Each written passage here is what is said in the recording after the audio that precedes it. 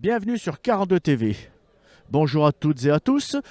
Nous sommes aujourd'hui à Saint-Martin-en-Haut dans le cadre de la deuxième balade en campagne organisée conjointement par la MFR de Saint-Martin-en-Haut et le VCML. Eh bien, justement, Monsieur Guillemin, vous êtes le directeur de l'établissement. Bonjour. Bonjour. Qu'est-ce que la MFR? La Maison familiale rurale est un établissement de formation par alternance qui propose des formations en apprentissage dans les secteurs de la mécanique auto, mécanique agricole, mécanique des travaux publics et de matériel de parc et jardin. Et l'occasion effectivement de cette journée est l'occasion de mettre en valeur une formation, un certificat de qualification professionnelle, réparateur en véhicules anciens historiques que nous avons sur l'établissement et pour lequel on a un certain nombre de jeunes qui viennent intéressés parce qu'on a de plus en plus de véhicules historiques à accompagner en termes de maintenance. Président, qu'est-ce que l'association VCML? Oui. Alors l'association VCML, ça veut dire donc les véhicules de collection des Monts du Lyonnais. Donc cette association a été fondée en 2005 et elle compte à l'heure actuelle 55 adhérents. On a à peu près 75 voitures. Notre programme un petit peu dans l'année, on fait 4 ou 5 sorties à la journée. On a 2 sorties de 4 jours. On organise aussi une soirée dansante pour faire rentrer un petit peu de sous parce qu'on a quand même quelques frais. Et puis quelques petites sorties aussi improvisées les dimanches matins. Et puis aussi, qu'est-ce qu'on peut faire il y a tellement maintenant de manifestations, de rassemblements de véhicules de collection dans toute la région que si on voulait sortir, on pourrait sortir tous les dimanches. Hein. Donc chacun va comme il veut. Donc c'est pas une obligation, mais comme demain normalement on est 5 ou 6 voitures, on va à Gramont. Demain il y a encore un rassemblement à Chaponneau. Donc voilà, donc on est bien occupé. Donc, si je comprends bien, les deux entités, ce qui vous rapproche et ce qui vous permet de travailler en collaboration, c'est le moteur thermique. Et le vieux moteur thermique. C'est ça. Le vieux moteur thermique qui nécessite à un moment donné de faire de la mécanique. On est aujourd'hui sur une mécanique plutôt à changer des pièces, alors que sur ce type de véhicule, on est plutôt sur de la réparation. Voilà, donc ça c'est intéressant aussi pour des jeunes d'avoir aussi des bases de réparation en mécanique auto. Justement, alors cette journée, comment va-t-elle se dérouler? Là, je sais que vous avez fait le petit mot d'accueil. Président, après, la suite. Alors aujourd'hui, on va partir faire une petite balade tous ensemble. Ceux qui veulent venir avec nous, ils viennent avec nous. Donc, Vous pouvez nous donner l'itinéraire éventuellement? Oui, alors l'itinéraire, on va partir de Saint-Martin, on va faire le tour du village pour nous faire voir un petit peu, puisqu'il y a le marché sur la place, donc il faut qu'ils nous voient. On va partir sur Rontalon et on va monter sur la chapelle Saint-Vincent à Saint-Laurent-d'Agny, où là-bas nous attendent quelques producteurs, où on va casser un petit bout de croûte hein, et puis boire un petit coup. Et puis on va revenir par l'autre côté, Saint-Sorlin, Saint-André-la-Côte, et on va revenir ici pour le déjeuner. Voilà. Monsieur Guillemin, votre part dans l'organisation, c'est quoi alors aujourd'hui? Aujourd'hui, c'est effectivement accueillir le club. C'est à un moment donné de donner la possibilité à des gens de pouvoir se restaurer. C'est aujourd'hui l'occasion d'avoir mobilisé des groupes de jeunes pour à un moment donné monter des pneus le plus rapidement possible, avoir des informations sur le secteur de la mécanique pure.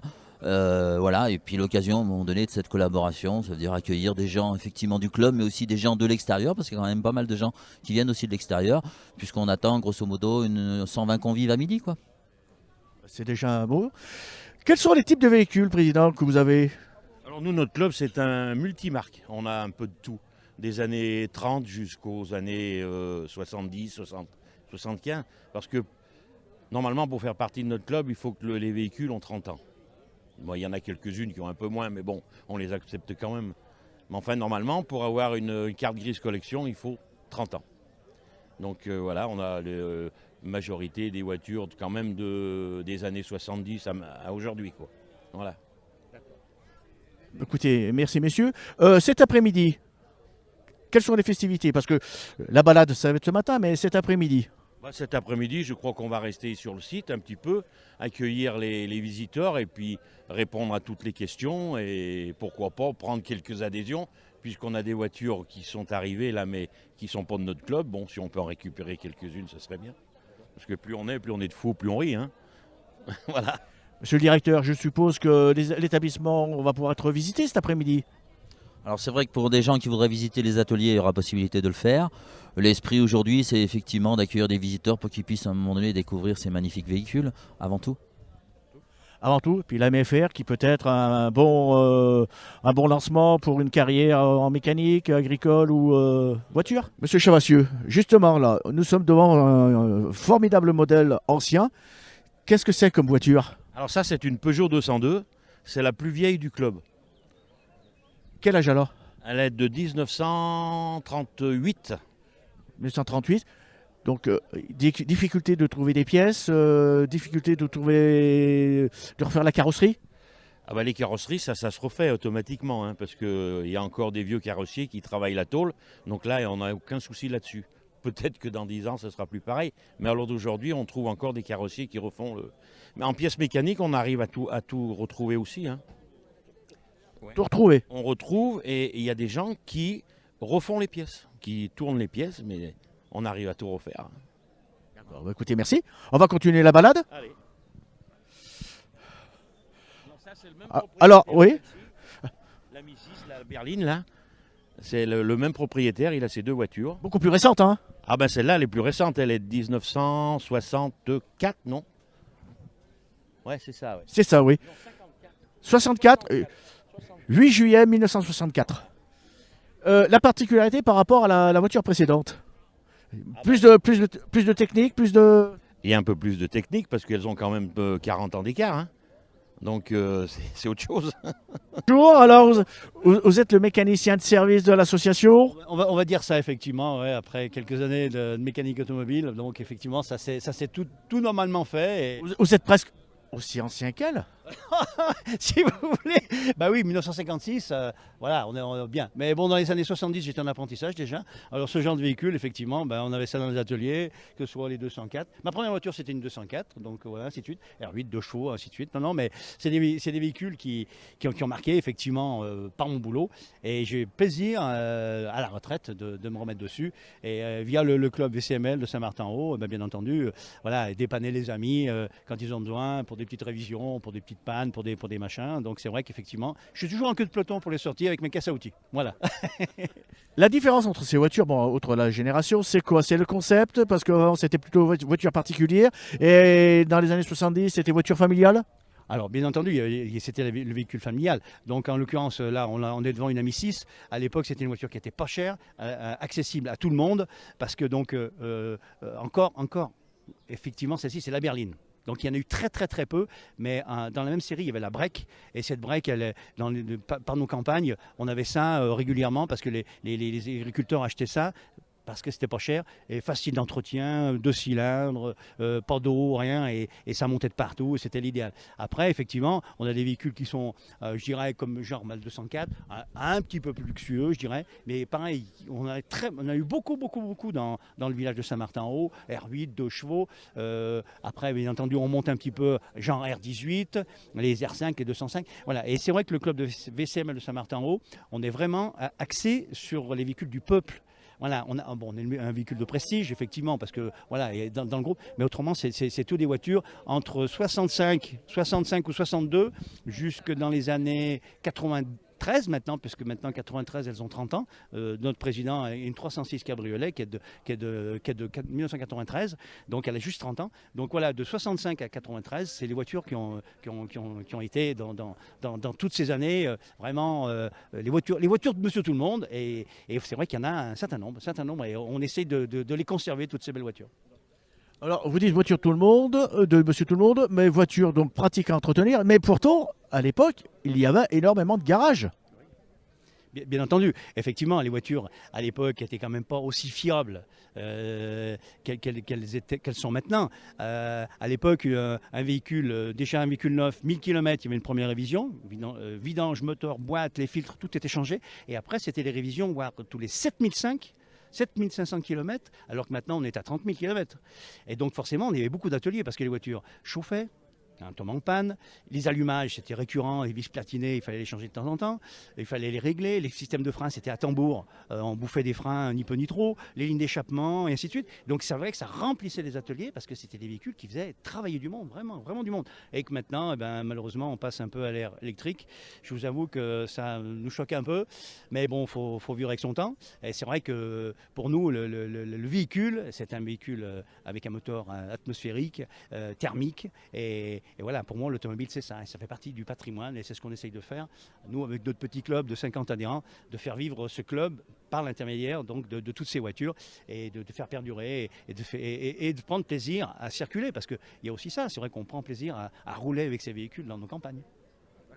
Donc des voitures pour le peuple, avec beaucoup de difficultés pour l'entretien, mais il reste encore des amoureux. Énormément d'amoureux. Ah oui, oui, tout à fait. Beaucoup d'amoureux, effectivement. Et heureusement, du reste. Voilà, parce qu'on est défendu par la FFVE, donc qui vraiment nous chapeautent et sont là pour nous parce que dans les années à venir, on ne sait pas trop comment ça va se tourner. L'autorisation de circuler dans les villes, les Z2, comme on appelle, les ZFE, et le carburant, on ne sait pas trop. Parce que le carburant, eh ben, maintenant, on parle de 10, on parle de 85. C'est des carburants qui ne sont pas adaptés pour ce genre de véhicule. Donc ça va devenir peut-être compliqué. Donc heureusement qu'on a cette FFVE au-dessus de nous qui, bon, voilà, chapeautent et font tout pour nous pour pouvoir voilà, continuer. Ils nous dépendent beaucoup, oui, tout à fait. Justement, Président, la FFVE, c'est quoi?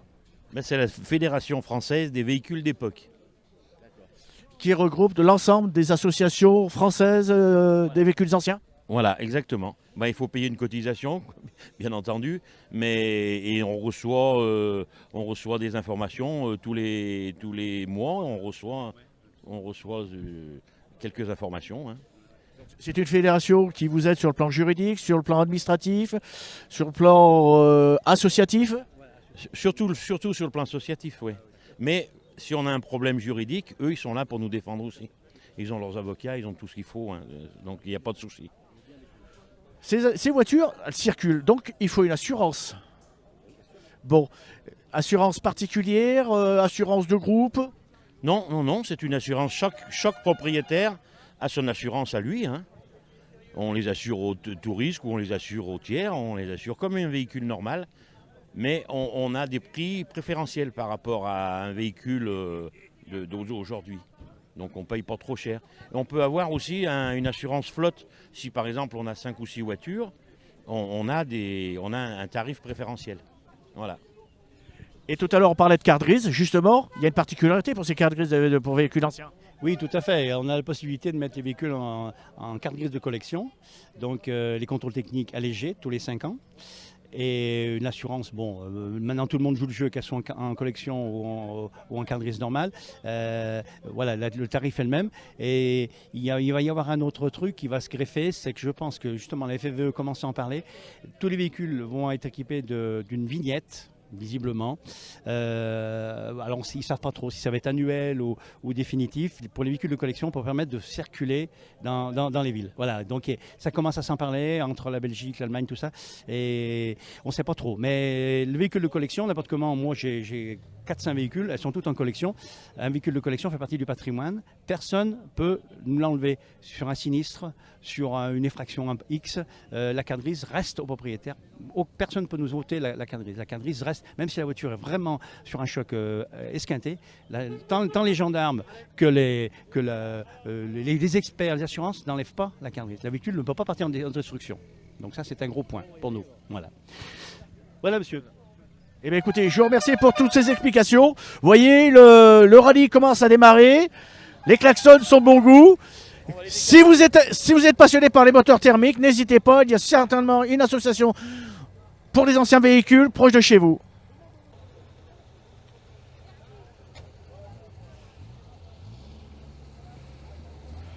Je suis en compagnie de Cédric Giordano. Bonjour Cédric.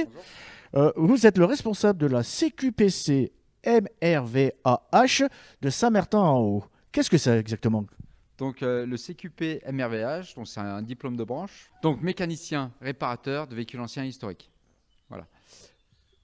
Justement, dans quel but? Donc justement, c'est pour former des jeunes aux anciennes technologies, donc sur les véhicules anciens. Voilà, on va dire de 1900 jusqu'aux années 90. C'est une section qui a combien d'années d'existence maintenant? Maintenant, c'est la 3e année qu'on fait ça, donc la 3e session qui est en cours. Il y en a 2 qui ont fini déjà. Elles sont composées de combien d'élèves? Alors, normalement, légalement, c'est entre 6 et 12. Voilà, et nous, on est à 10. On a commencé à 11, il y a un jeune qui a arrêté, et maintenant, donc, on se retrouve à 10. Donc, ils travaillent ici. Est-ce qu'ils font des stages dans les garages? Alors oui, parce que c'est de l'alternance, en fait. Donc c'est une formation qui dure 14 mois, qui représente 19 semaines ici au centre de formation, et tout le reste est en entreprise. Et on a une alternance de 1 semaine ici et 15 jours, 3 semaines de travail en entreprise. Est-ce qu'ils ont des débouchés derrière? Oui. Suffisamment de débouchés, justement. Oui, complètement, oui. Ceux qui veulent continuer dedans, il y a de l'embauche. Voilà, il y a de l'embauche. L'inconvénient, c'est qu'ils sont amenés à bouger quand même, et tout le monde ne peut pas bouger au vu de la situation familiale. Mais sinon, ça recrute. Ça recrute énormément. Et après, on a des jeunes, donc il y a deux possibilités. On a pas mal de jeunes qui sont juste venus chercher un bagage supplémentaire. Et puis, il y en a qui veulent vraiment faire carrière dedans. Et il y en a qui dévient sur la compétition. Ces jeunes, ils viennent des quatre coins de la France ou plus principalement de la région lyonnaise ou des Monts du Forêt? Alors, on touche Rhône-Alpes-Auvergne, nous, en fait. Et on en a un qui est un peu plus loin, qui est vers Tours. Oui, d'accord. Donc la qualification, la certification commence à se connaître un petit peu hors du département et de la région même. Voilà, c'est ça. En plus, on n'est pas nombreux. On n'est que 7 maintenant à faire en France. Et nous, on a le secteur Rhône-Alpes-Auvergne. Et puis, étant donné qu'on a été les précurseurs avec Paris, on a la chance d'avoir une notoriété un peu plus que les autres établissements, puisqu'on est plus ancien dans le milieu, donc on s'est fait connaître avant. Comment se décompose ces 14 mois de formation, justement? Il y a de la pratique, mais pas que. Non, non, il y a effectivement un couplage entre la pratique et la théorie. On va dire que sur une semaine type de formation, les 2 premiers jours, lundi, mardi, sont amenés à faire de la théorie sur un thème bien spécifique. Et après, on le met en application directement sur des travaux pratiques à l'atelier. D'accord. Il n'y a pas de cours de maths, d'histoire, c'est que du professionnel de la technologie. C'est ça, c'est que de la partie pro. Uniquement de l'atelier, la mise en pratique, et que de la théorie liée vraiment à la technologie et mécanique des véhicules anciens. Le taux de réussite, justement, à cette certification, Là, on est à 90%. 90%, donc comme le bac. Voilà, comme le bac, c'est ça, effectivement. De manière plus générale, il faut réparer les voitures, certes, mais où les trouvez-vous? Alors, on a des dons de particuliers, voilà, qui ne savent pas quoi faire en fait de leur véhicule ancien, et puis qui nous prennent en sympathie, donc ils nous font des dons. Et puis sinon, on les achète via des donations, puisqu'on est en lien avec la Fondation du patrimoine, avec Motul, donc qui nous finance en partie. Et puis on a un financement aussi avec la branche automobile, avec la NFA. Est-ce que cette certification ne serait pas en danger d'ici quelques années due à l'évolution à la réglementation sur l'environnement? Non, je pense pas, puisqu'il y aura toujours des passionnés d'auto. Donc c'est un milieu de collectionneurs. Donc c'est des gens qui ont d'autres véhicules pour aller dans des endroits comme les ZFE, les choses comme ça. La plupart, donc, c'est pour rouler le dimanche et ils roulent en campagne. Donc je pense pas qu'il y ait de problème par rapport à ça. Ces jeunes qui sont passionnés de mécanique, et d'ancienne mécanique plus particulièrement, comment peuvent-ils s'inscrire à la MFR dans cette certification? Alors déjà à la base, il faut au minimum un CAP dans le domaine de la mécanique auto. Voilà, au minimum, c'est ce que demande la loi. Après, il peut y avoir de la reconversion professionnelle, mais, et ça c'est valable pour les deux parties, il faut quand même qu'il y ait des prérequis. Et les prérequis, c'est déjà des bonnes connaissances et des bonnes bases sur la mécanique auto en général. Donc ces jeunes sont testés éventuellement au départ? Alors, on ne fait pas de test vraiment typique, mais on a un échange. On a un échange, on rencontre tous nos candidats, on passe 1 heure ensemble à échanger justement pour le pourquoi ils veulent faire ça. Pour les évaluer. Exactement, et surtout pour tester la motivation. Parce que c'est vraiment, on va dire, la base, la motivation pour pouvoir réussir dans ce domaine-là. Eh bien, écoutez, je vous remercie.